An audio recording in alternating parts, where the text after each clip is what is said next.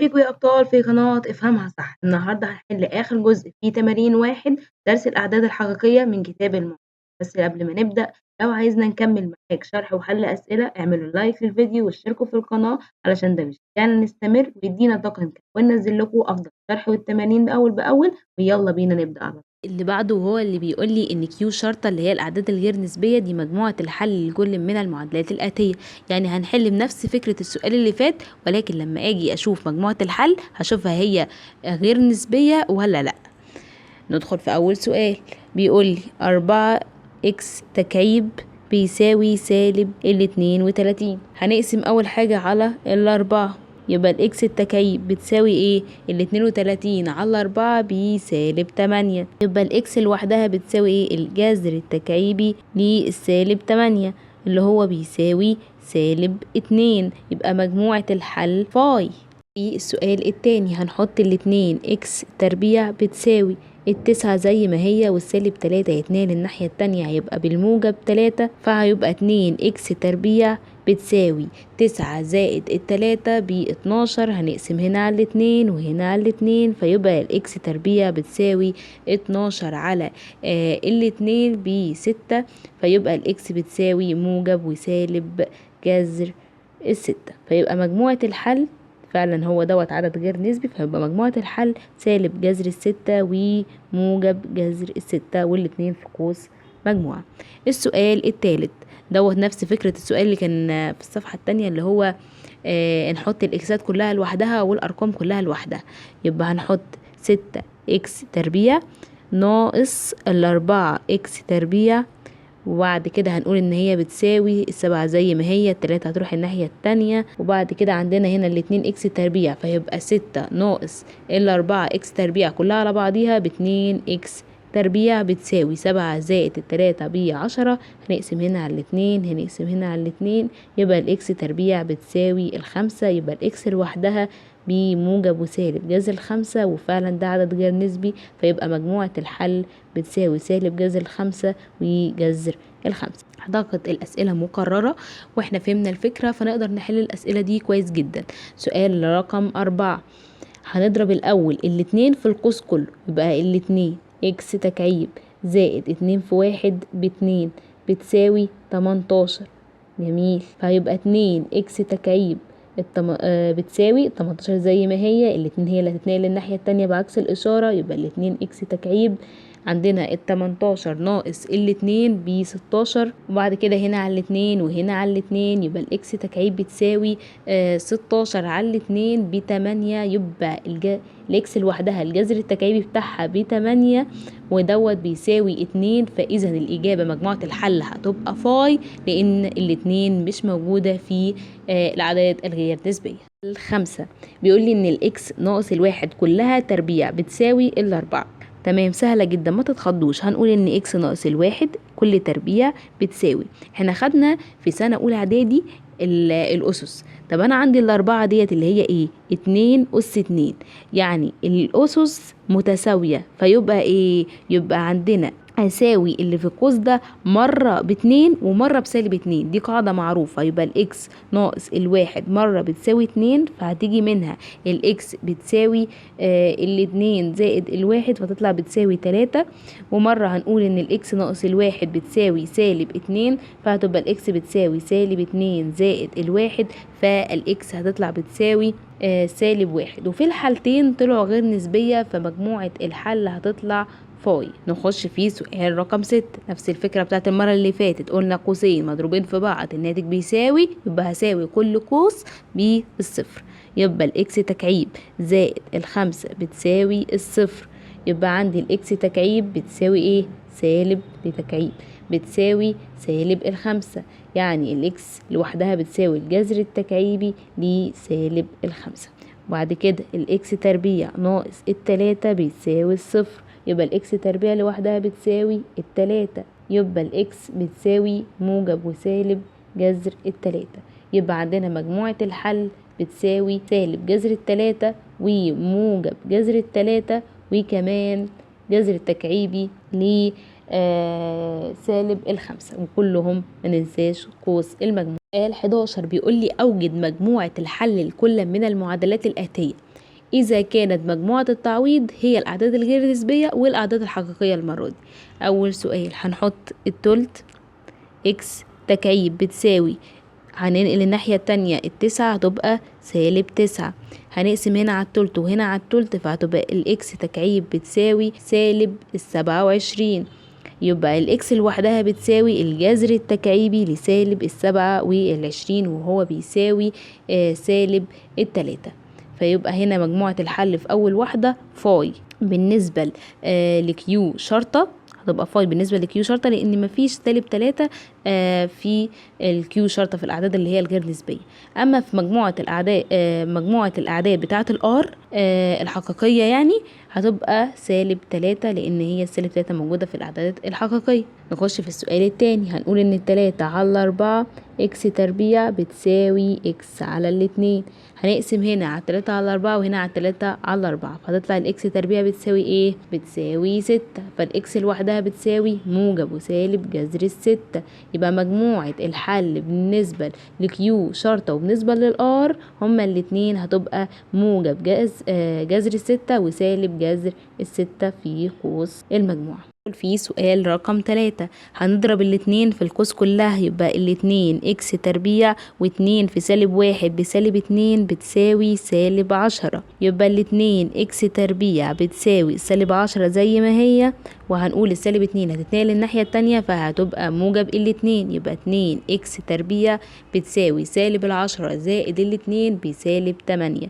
هنقسم هنا على الاتنين وهنقسم هنا على الاتنين فيبقى الإكس تربيع بتساوي سالب 8 على الاتنين اللي هو سالب 4 فهتبقى الإكس بتساوي جذر السالب 4. فهتبقى ما لا نهاية في كيو شرطة وفي الآر، لأن احنا قلنا إن الآر الأعداد الحقيقية موجودة في كله ما عدا الجذر أس سالب 4. يبقى مجموعة الحل بالنسبة لآر هتبقى فاي. هتقولي طب بالنسبة للكيو شرطة هقولك برضو فاي. طب اشمعنى؟ لأن مفيش حاجة مفيش حاجة اسمها جذر السالب 4 حتى الآن، يعني انتوا لسه ما خدتوهاش بس في المستقبل هتعرفوا. في سؤال 12 بيقولك قام كل من حمزة وآسر بالإجابة عن السؤال الآتي: أوجد عددين صحيحين متتاليين يقع بينهما العدد غير النسبي سالب جذر 5. احنا بقى هنسيبنا من حل حمزة وهنسيبنا من حل آسر، تعالى احنا نحل الأول وهنشوف مين إجابته صح فيهم. هنحط الخمسة زي طريقتنا الأول، هنسيبك من السالب استنى علينا، هنحط ده وهنحط ده. الخمسة ما بين ايه وايه؟ ما بين التسعة وما بين الأربعة. تعالى نحط الجذر، جذر الخمسة هنا وجذر الأربعة هنا وجذر التسعة هنا. جذر الخمسة كده بقت تقع ما بين ايه وما بين ايه؟ ما بين الاتنين وما بين التلاتة، بس احنا مش ده اللي احنا عايزينه، احنا لسه هنضربها في سالب 1 فهتبقى سالب 2 سالب جذر الخمسة وسالب التلاتة. يبقى كده سالب جذر الخمسة بتقع ما بين سالب 3 وسالب 2. تعالى نشوف حل مين كده فيهم. حمزة كده اجابته زي اللي احنا عاملينها. تعالى نشوف حل آسر بقى. عمل ايه آسر؟ حطلك السالب 5 في النص وقالك ان هي كده ما بين السالب 4 والسالب 9. تمام حتى الآن حلو. وعمل ايه؟ قالك ان سالب 1 في السالب 9 وهنا قال سالب 1 في سالب 5 وهنا قالك سالب 1 في سالب 4 وقام حاطط الجذر على دول فطلعت لي الإجابة سالب 3 وهنا سالب جذر 5 سالب 2. يبقى كمان إجابة آسر صح، يبقى إجابة الاتنين صح. ما أقل قيمة صحيحة للمتغير إن تجعل كل من العددين دول عددا نسبيا. تعالى نمسك أول واحدة مثلا جذر 41 زائد الN. إمتى الجذر ده يبقى عدد نسبي؟ لما دوت يكون مربع كامل. طب انا عايزني ايه؟ انا عايزه الN امتى اخليها احط رقم ايه في الN دوت يطلع لي مربع كامل؟ تعالى نجيب رقم اكبر ورقم اقل، يعني رقم بالموجب ورقم بالسالب. تعالى احنا لو حطيت الN ب8 فهتبقى 41 زائد 8 فهتطلع جذرهم ب7 يبقى الإجابة فعلا 8 صح. طب لو حطيت الN بسالب 5 فلو عملت كده هحط برضو جذرهم فهيطلع 6 فالإجابة برضو صح. امتى اختار ما بين الاتنين او ممكن اللي يطلعوا الاتنين صح؟ تعالى بقى نشوف الجذر التاني 2N زائد 20. احط لي بقى مرة الN ب8 لما الN تبقى ب8 ومرة الN بسالب 5. الN لما تطلع ب8 هتبقى جذر ال6 زائد ال20 فهتبقى بتساوي 6. طب لما احطها ال n بسالب ال5 هتطلع لي جذر السالب 10 زائد ال20 هتطلع بتساوي جذر ال10. يعني طلعت مش عدد نسبي، يبقى هي ايه ال n هتطلع بسالب تطلع ال n بتساوي 8، مش نفعت سالب 5. المجموعات الآتية ينتمي طول ضلعه. تعالى نمسك أول حاجة، هو بيقول لي مربع مساحته 29. ايه هي مساحة المربع؟ طول الضلع في نفسه. طب عندنا طول الضلع اللي هو الاس بيساوي جذر المساحة. مش عارف اعرفه، ده قانون احنا خدناه قبل كده، مش عارفه احفظه. بيساوي جذر ال29 اللي هي المساحة. طب ال29 دي مربع كامل؟ هتقولي لا، ليست مربع كامل، فإذا هي غير نسبية، حاجة في منتهى السهولة، فهتبقى الإجابة اللي هي 3. سؤال 15 بيقول لي مربع طول ضلعه 6 سنتيمتر، أوجد طول قطره. تمام، أول حاجة أجيب المساحة بتساوي إيه؟ بتساوي الإس تربيع، يعني بتساوي 6 تربيع، يعني بتساوي 36. بعد كده احنا خدنا برضو مساحة قبل كده كانت بتساوي نص الدي تربيع اللي هو طول قطره. طب انا معايا المساحة اللي هي 36 بتساوي نص الدي تربيع اللي احنا لسه عايزين نجيبها. طب هنقسم هنا على النص وهنا على النص، فتبقى الدي تربيع بتساوي 36 على النص اللي هو 72. تعالوا نكمل الجزء ده هنا.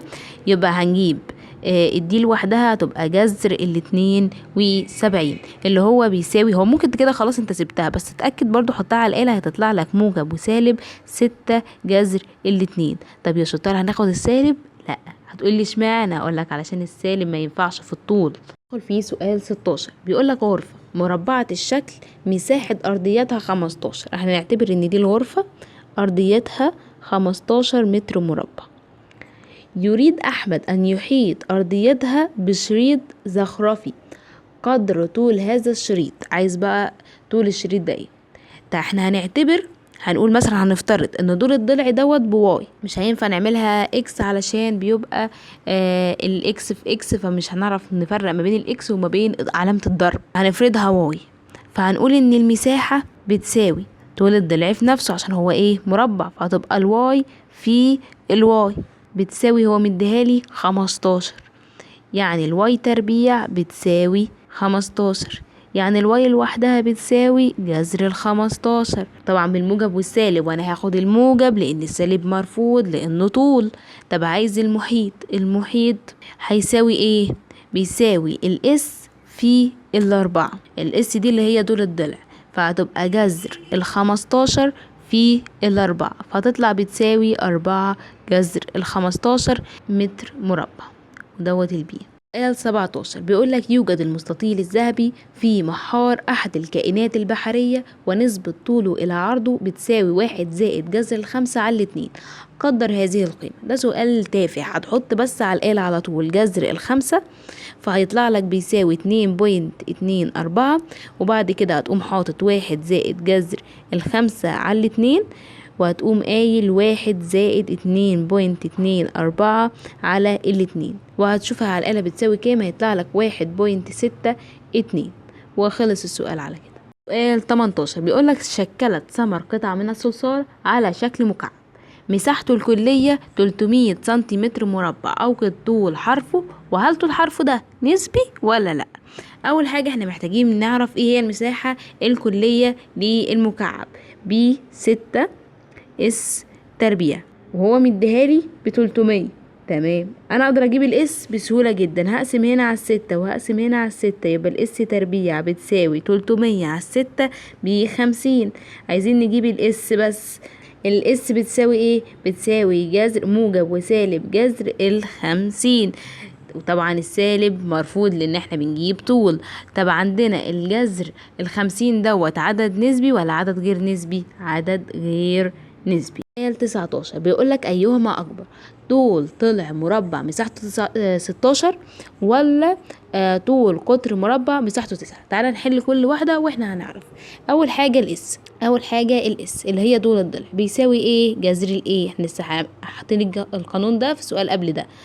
والاس بتساوي ايه؟ جذر ال16 يبقى بتساوي موجب وسالب ال4، وطبعا عارفين السالب مش موجود علشان احنا بنتكلم عن طول. ندخل في تاني حاجة، الدي بتساوي جذر الاتنين ايه، دي بتساوي جذر الاتنين ايه اللي هي بتساوي جذر 2 في 9، فتطلع بتساوي جذر ال18. يبقى عندنا كده الدي اكبر من الاس، يبقى القطر هو اللي اكبر. سؤال رقم 20 بيقولك حديقة مستطيلة الشكل مساحتها 80 متر مربع، طولها ضعف عرضها، أوجد كل من الطول والعرض الأقرب متر. أول حاجة نبدأ نرسم. عندنا مستطيل، ثواني، عندنا مستطيل مساحته 80 متر مربع، بيقولك إن طولها ضعف عرضها، يعني أنا لو عندي ده واي فأنا عندي ده 2 واي. طب تعالى اول حاجة عندي ايه هي المساحة بتاعة المستطيل؟ الطول في العرض، فانا لو عندي 80 فهتبقى الطول في العرض فهيبقى 2 واي في الواي اللي هو بيساوي 2 واي تربيع، فهتبقى ال80 هنقسمها على 2 بتساوي ال2 على 2 واي تربيع، فال2 هتروح مع ال2 وال80 على 2 فيها ال40 بتساوي الواي تربيع. فانا بقى عندي الواي بتساوي موجب وسالب جذر ال40 اللي هو بيساوي، طبعا احنا ايه بناخد الموجب، بتساوي 2 جذر ال10. تمام. طب احنا لسه عايزة ايه كده؟ عايزة اجيب ال2 واي بتساوي 2 في ال2 جذر ال10، فهيطلع بيساوي 12.6 كمان 4 و9 بتاعة عمالقة الرياضيات. سؤال 21 بيقولك أوجد عددا غير نسبيا يقع بين العددين دول. هنمسك واحد وهو 0.6 والستة فيها شرطة، معنى الكلام ده ايه؟ ان هي صفر علامة 6 كتير جدا، فلما نحطها على الآلة هتطلع لي 2 على 3. طب ولما اجي اقول 0.3 والتلاتة برضو فيها شرطة، فمعناها ايه؟ صفر علامة 3 وهكذا، وده معناه ان هو 1 على 3. حلو، تعالى بقى نشوف ده معناه ايه وده معناه ايه. ده معناه ان هي جذر ال4 على 9 ودوت جذر ال1 على 9. هو عايز عددين غير نسبيين يقعوا ما بين الاتنين دول، فانا عايزه اي عددين يقع ما بين الاتنين دول هيبقى عددين غير نسبيين. سهلة جدا، زي مثلا ايه؟ مثلا زي جذر ايه؟ 3 على 9 او جذر 2 على 9، اي ارقام ما بينهم هتنفع. سؤال 22 بيقولك إذا كانت جذر الإكس ديت أكبر من 10 وأقل من 11، وجذر الواي أكبر من 12 وأقل من 13، حيث إن الإكس والواي عددان صحيحيان موجبان، أوجد أكبر قيمة للمقدار واي ناقص إكس. عايز أكبر قيمة. تمام. طب أنا همسك واحدة وهي جذر الإكس أول حاجة ما بين 11 وما بين 10. تعالى نربع الأول علشان نفضل للإكس بس، فهتبقى الإكس لما أجي أربع هتبقى دي 100 ودي هتبقى 121. تعالى نرسمها على خط الأعداد، هنا هتبقى 100 وهنا هتبقى 121، وطبيعي جدا إن الإكس هتبقى ما بين الاتنين دول. ده كده اول جزء. طب انا لو عندي جذر الواي وهو ما بيقول لي ان هي ما بين 12 وال 13، نعمل نفس الحاجه، هنربع الطرفين فهيبقى هنا واي وهنا جذر ال 12 ب قصدي هنربع ال 12 هتبقى 144 وهنربع ثواني دي طلعت 13 لما نربعها هتطلع 169. فهنرسمها على خط الأعداد، فهنا هتبقى 144 هنا وهنا 169، وطبيعي جدا ان الواي هتبقى في النص. ما ينفعش. تعالى بقى، هو بيقول لي اكبر قيمة للمقدار واي ناقص الاكس، يعني انا عايز اكبر قيمة للواي واصغر قيمة للاكس، بس انا ما ينفعش ايه اخد 169 او 144 لان مفيش علامة يساوي. عارف لو هي مثلا اكبر من او يساوي او اصغر من او يساوي كنت تمام هاخد 144 او 169، ونفس الكلام في 100 وال121، ولكن علشان مفيش يساوي فانا ما ينفعش اخده. فانا لما اجي اخد اكبر قيمة في الواي هتطلع كام؟ 168 ناقص، طب ايه اصغر قيمة في الاكس؟ هتبقى 101. هتبقى الإجابة بتساوي 67. وبكده نكون خلصنا تمارين الدرس الأول. لو استفدتوا ما تنسوش تعملوا لايك وتشتركوا في القناة، ولو لسه عندك سؤال أو او اي حاجه مش واضحه اكتبها لي في الكومنتات وانا هرد عليك. كده فاضل الاختبار، فاتمنى انكم تحلوه مع نفسيكم وتفهموه كويس، ولو اي حاجه وقفت معاك اكتبها لي في الكومنتات وانا هشرحها لك. واستنوني في فيديو جاي ان شاء الله هنشرح الدرس التاني في المنهج بتاع تانية اعدادي. وشكرا ليكم واشوفكم على خير في فيديو جديد من قناه افهمها صح.